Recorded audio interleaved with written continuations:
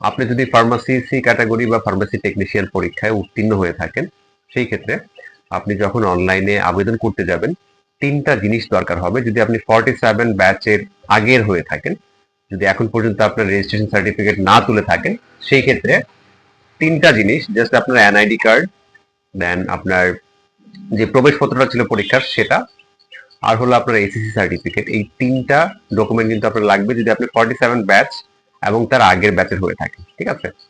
আর যারা 47 ব্যাচের পরে পরীক্ষা দিয়ে পাশ করেছেন, তাদের জন্য একটা জিনিস হচ্ছে জাস্ট এক্সট্রা লাগবে, সেটা হচ্ছে একটা ড্রাগ লাইসেন্স। কিছু কিছু ক্ষেত্রে ফার্মেসির প্রত্যয়নের প্রয়োজন হয়ে থাকে।